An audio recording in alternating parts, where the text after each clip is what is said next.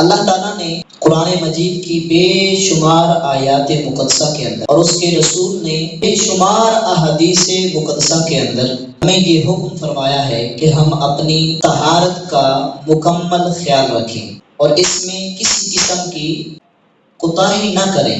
اگر ذرا سی غفلت کی، کوتاہی کی تو ہماری عبادات ضائع ہو جائیں گی۔ اس لیے پاکیزگی اللہ اور اس کے رسول کو محبوب عمل ہے۔ اللہ فرماتا ہے بے شک اللہ یحب التوابین، توبہ کرنے والوں، ویحب المتطہرین، اور پاکیزہ رہنے والوں کو پسند کرتا ہے۔ تو پاکیزگی اللہ کا بھی محبوب عمل ہے اور اس کے رسول کا بھی محبوب عمل ہے۔ نبی علیہ السلام نے ہماری تربیت فرمائی، حتیٰ کہ بیت الخلاء یعنی واش روم میں جانے کے جو آداب ہیں نبی علیہ السلام نے ہمیں سکھائے۔ بعض مشرکین نے نبی علیہ السلام کے صحابہ کو یہ طعنہ دیا کہ آپ کے نبی آپ کو پخانہ کرنے کا بھی طریقہ سمجھاتے ہیں، چھوٹی چھوٹی باتیں آپ کے نبی آپ کو سکھاتے ہیں۔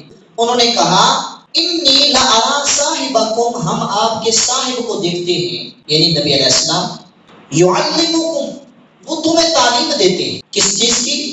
بیت الخلاء میں جانے کی تعلیم دیتے ہیں، قضاء حاجت کرنے کا طریقہ بتاتے ہیں۔ تو نبی تو بہت بڑا منصب ہے اور وہ چھوٹی چھوٹی باتوں پر آپ کی تربیت کر رہی ہیں۔